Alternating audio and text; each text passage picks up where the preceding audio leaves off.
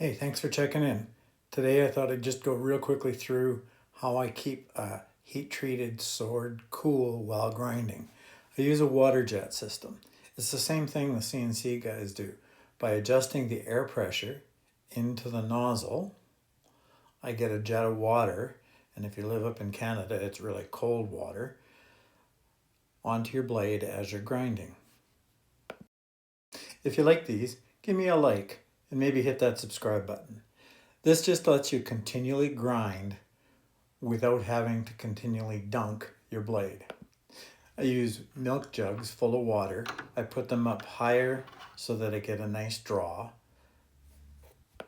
And the water line and the air line feed into the sprayer.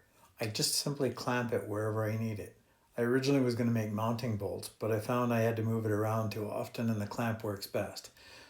But once you turn up the air pressure, you get a nice jet of water over the blade. It's heat treated, so I'm really worried about heat, but now I can grind away without hardly ever dunking the blade.